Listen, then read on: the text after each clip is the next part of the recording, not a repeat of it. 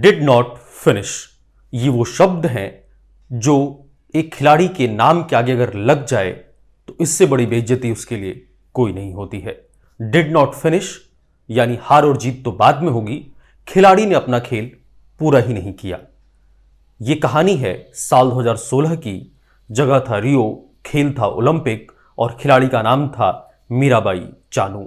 नमस्कार, मैं पंकज कुमार और आप देख रहे हैं मेरा यूट्यूब चैनल गजब इंडिया, जहां आज मैं बात करूंगा मीराबाई चानू की 2016 के ओलंपिक से लेकर इस बार के ओलंपिक 2021 के ओलंपिक में रजत पदक जीतने की कहानी। एक निराशा से उबरकर कैसे सफलता की सीढ़ी उन्होंने चढ़ी, आज इस कहानी में बात होगी मीराबाई चानू के सफर की। जिस वजन को मीराबाई चानू आसानी से उठा लेती थीं, उसे वो रियो ओलंपिक में नहीं उठा पाईं। घोर निराशा से वापस लौटी मीराबाई चानू डिप्रेशन में चली गईं। लाखों भारतीय प्रशंसकों की नजरों में विलेन बन चुकी मीराबाई चानू इतनी टूट चुकी थीं कि वो खेल की दुनिया को ही अलविदा कहना चाहती थीं। डिप्रेशन में डूबी मीराबाई चानू को हर हफ्ते साइकियाट्रिस्ट की मदद लेनी पड़ती थी। रियो ओलंपिक के बाद मीराबाई चानू की हालत कुछ ऐसी थी कि वो साइकियाट्रिस्ट के पास जाने लगी, मनोवैज्ञानिक जो डॉक्टर होते हैं, चिकित्सक होते हैं, उनके पास जाने लगी और उनसे मदद लेने लगी। बाद में किसी तरह जब वो थोड़ी ठीक हुई तो उस बुरे दौर से वापस लौटी और एक बार फिर से वो तैयारियों में जुट गईं। लेकिन उनकी तैयारियों को समझने से पहले उनके बचपन को समझना जरूरी है। उनका जन्म मणिपुर में, जो भारत का एक पूर्वी राज्य है, पूर्वोत्तर का राज्य है, वहां पर हुआ। मणिपुर की राजधानी इम्फाल से करीब 200 किलोमीटर दूर उनका जन्म हुआ और उनका बचपन कैसा रहा उसको समझना बेहद जरूरी है, क्योंकि उनके आगे के जीवन पर एक जो वो एक बड़ी खिलाड़ी बनी, उस पर उनके बचपन का खासा प्रभाव रहा है। उसको एक बार समझते हैं। मीराबाई का जन्म 8 अगस्त साल 1994 को मणिपुर के एक छोटे से गांव में हुआ। बहुत सामान्य परिवार में जन्मी मीराबाई जंगल से जब लकड़ियां लेकर आती थीं तो उन लकड़ियों का भार इतना ज्यादा होता था कि उनके भाई उस पर आश्चर्य करते थे। उनके भाइयों को लगता था कि ये जो लकड़ी है, ये लकड़ियों का जो गट्ठा है, वो नहीं उठा पा रहे हैं, लेकिन उनकी जो बहन है वो उठा ले रही है। तो ये एक शुरुआती दौर है जब मीराबाई चानू को उनके घर वाले, अगल बगल वाले नोटिस करना उन्होंने शुरू किया। हालांकि बचपन में मीराबाई चानू एक तीरंदाज बनना चाहती थी, लेकिन आपको पता ही है कि तीरंदाज बनने के लिए जिस तरह की ट्रेनिंग की आवश्यकता होती है, जिस तरह से इक्विपमेंट्स की आवश्यकता होती है, वो एक आम परिवार में या गरीब परिवार में मिलना बहुत मुश्किल है। तो ये सपना तो उनका वहीं टूट गया। बाद में उन्होंने जो है जब पढ़ना शुरू किया, जब पढ़ाई लिखाई शुरू की, तो उन्होंने खिलाड़ी के बारे में पढ़ा जिससे उनको काफी प्रेरणा मिली। वो खिलाड़ी कौन थी वो भी जान लीजिए। उन दिनों मणिपुर की महिला वेटलिफ्टर कुंजू रानी देवी स्टार थीं और एथेंस में हो रहे ओलंपिक में खेलने गई थीं।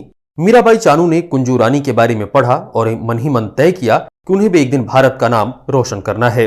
साल 2007 यानी वही कोई 13-14 साल की उम्र रही होगी जब उन्होंने प्रैक्टिस शुरू की। शुरुआत में उनके पास लोहे का बार यानी वो जो गोल चक्का होता है वो नहीं था, तब वो बांस से ही प्रैक्टिस किया करती थी। ट्रेनिंग के लिए उन्हें अपने घर से करीब 50 से 60 किलोमीटर दूर तक जाना पड़ता था। 11 साल की उम्र में वो अंडर 15 की चैंपियन बनी। 17 साल की उम्र में जूनियर चैंपियन बनी। एक खिलाड़ी के लिए इससे बड़ी बात क्या होगी कि जिस खिलाड़ी को वो आदर्श मानता है उसी का रिकॉर्ड वो एक दिन तोड़ दे।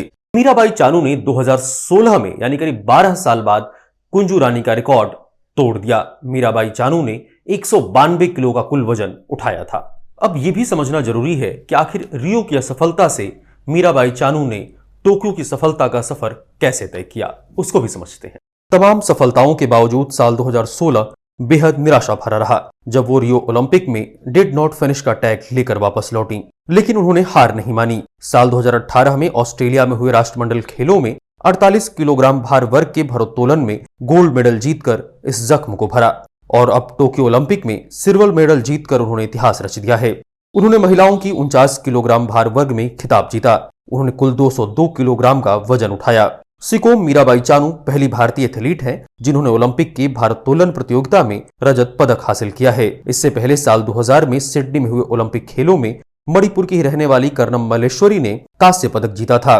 2018 में भारत सरकार ने मीराबाई चानू को राजीव गांधी खेल रत्न पुरस्कार दिया। इसी साल मीराबाई को भारत का चौथा सबसे बड़ा नागरिक सम्मान पद्मश्री सम्मान भी मिला।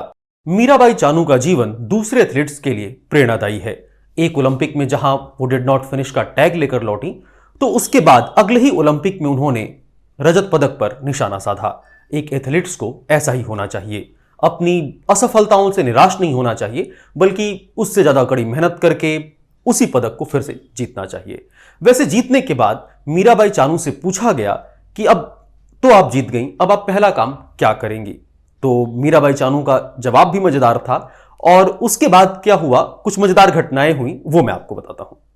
ऐतिहासिक मेडल जीतने के बाद मीराबाई ने पिज्जा और आइसक्रीम खाने की इच्छा जताई थी। ओलंपिक मेडल जीतने के बाद मीराबाई ने कहा था, मैंने महीनों से पिज्जा और आइसक्रीम नहीं खाई है। उनके इस कमेंट के बाद डोमिनोज इंडिया ने मीराबाई को जिंदगी भर फ्री पिज्जा देने का ऑफर किया है।